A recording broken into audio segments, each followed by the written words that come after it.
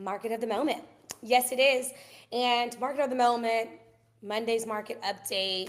I'm still debating if I want to change up my title because I think market of the moment is just more relevant of how crazy the real estate market is and how volatile it is and how it is moment by moment, just like the economy is moment by moment. So, if you're new here, I am Kira Ford, your real estate cheerleader, aka your favorite Dallas realtor. And today, let's jump into what is the market looking like?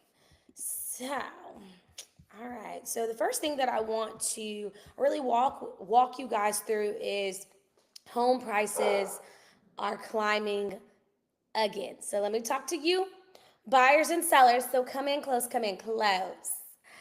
National home prices are up 1.8%. Even with interest rates like fluctuating like they are, prices are still pushing higher and higher. So this goes, I'm going to talk to buyers for a second. You can continue to wait and see where that gets you. If you look at statistics of what the market was looking like before pre-COVID versus now COVID, you're gonna say that you should have bought then. So anybody who continues to feel like they should wait, I'm just gonna encourage you, just get yourself together where you're in a position to purchase. It's always a good time to buy the right piece of real estate.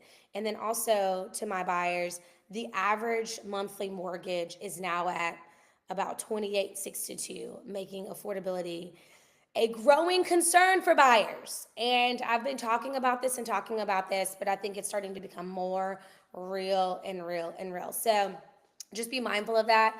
Even though interest rates are lower than they have been, home prices are going up. So it's almost like a catch 22.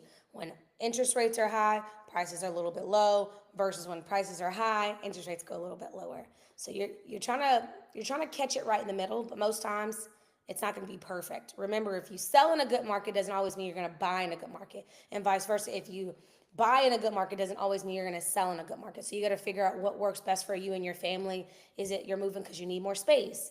Is it you're moving because you need to be closer to family? Is it moving because you're being relocated? Are you moving because of divorce? Are you moving because of your kids are going to a new school? Like there's so many reasons why people still buy, sell, and invest in real estate. Okay, now the second point that I want to really talk about is asking versus selling price. So the median price, and I'm giving you kind of national numbers.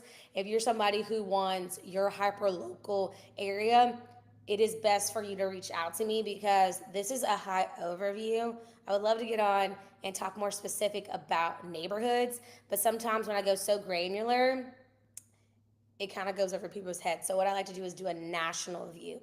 There's so many things out here that are telling you how to think and they're not giving you all the facts. So really fact check all the media that you're consuming because some things could be false. So like I was saying, asking price versus selling price. The medium asking price is about $430,000, but the average medium sales price is $388,000. So what this means is just because you're going onto the market and it's listed at 430 doesn't mean that it's actually selling at that price point. And that's something that I tell my clients that price, when we do price, that's the only thing that we're testing. Okay? The marketing that we have, it's tested that it's everywhere buyers are looking. All right? However, what we are testing is the price. Price can be a strategy, it doesn't always have to be value. Okay? If you're wanting to get as many eyes on the property as possible, you can put it on the market at market price or a little below so that you can drive that traffic. Or you could do what a whole bunch of other people are doing. They're overpricing their home and then it's sitting. All right? You don't want to be those people that are chasing the market. You want the market to chase you. And I know I say this time after time after time, but remember, leaders are repeaters, okay? And once again, it's just that's the only thing that we're testing is price. So make sure that, me as your agent or any agent that you decide to go with, make sure you see the facts of why that price is that price, not just because you feel like it should be that price. Remember, price is a strategy if you play it right, or it could be your downfall, okay? Of course, I did mention already, like waiting isn't saving everyone money, because last time I checked, you can't outsave inflation, and national buyers are waiting have waited saw 6.7 increase in cost. So you continue to wait and just know that the price is still going to go up. Waiting for a crash or a major drop, or might even more than a long, might be a very, very, very long stretch. Not saying that there could or could not be a market crash, which I don't think it would be, because there is so much equity in most people's homes. They could just sell before they went into foreclosure. Okay.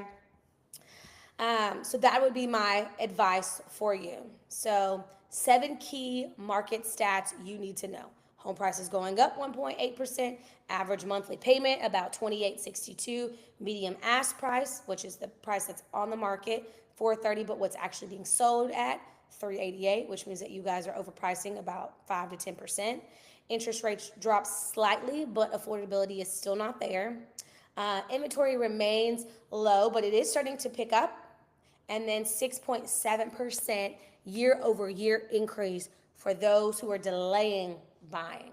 Okay. And my last key fact that I want you guys to know is repairs and maintenance are causing major homeowner stress. There are so many people who are wanted to start a project. I'm one of those people. Because I'm like, is this going to give me a return on my investment? I have this beautiful yard that I really need a fence with. I need to get a fence around. That fence isn't going to bring me any return on investment immediately. So it's a little bit more challenging for me to do that project. I rather do projects that are in my house that I can feel like they make me feel like they're return on investment. Things on the outside I don't get to like live with. Now don't get me wrong, getting a fence on the outside could easily help me not stress that Jake is running all over the freaking neighborhood just because, he wants to go use the restroom, and then he decides, oh, let me go visit my neighbor, all the neighbors in this cul-de-sac. So, but I have noticed that repairs and maintenance are really making homeowners a little stressed. So remember, do a project, wait 2 or 3 months. Do a project, wait 2 or 3 months. Or even if that's even too much, do one project every 6 months. You want to make sure that whatever project that you're doing is going to give you the best return on investment.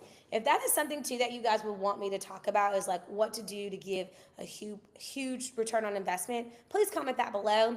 I want to know what you guys want to hear about the real estate market in Dallas, Texas, because I'm here to help you. I'm here to help you really get the right perspective, because so many people are going to tell you certain things on a national level, but that doesn't mean that that is for your hyper-local area. Some hyper-local areas are seeing 12% appreciation, Lakewood being one. They're seeing 12 to 15% of an appreciation. So once again, it really does matter where you live, okay? And you know me too, I like to not only help you like find a property and or sell your property, I want you to have the right lifestyle, love where you live.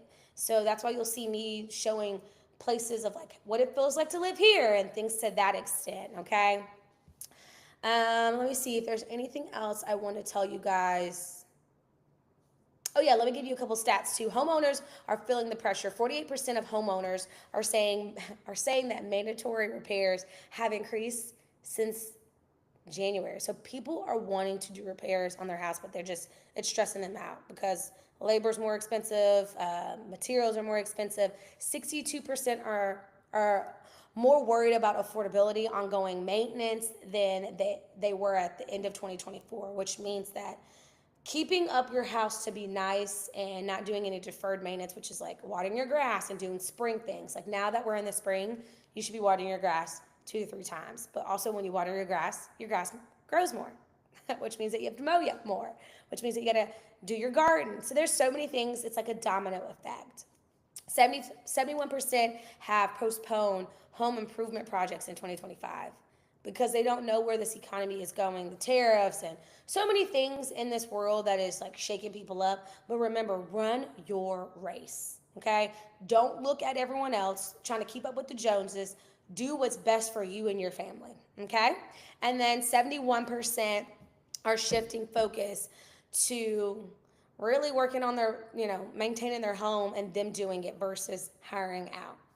But that's also meaning that they could be doing some things wrong and then have to have someone double back to fix it. So I trust that this has brought you value, guys. Let's talk about your options and create a strategy for you and what fits for your budget and your timeline and your lifestyle, before prices continue to climb, which is great for sellers, but can be challenging for buyers. Once again, I'm Kira Ford, your real estate cheerleader and your favorite Dallas realtor, and I'm super happy that you tuned in today. I know that you got some value out of this, and if you did, make sure you hit that like button and that subscribe button just so that you notify every time that I post a video, which is every Monday for lives, and then sometimes I go live just randomly throughout the weeks, and I'll have at least 1 or 2 videos posted about a specific topic that I believe someone has either sent me or I have noticed that people have constantly been asking me about. So until next time, have a great Monday.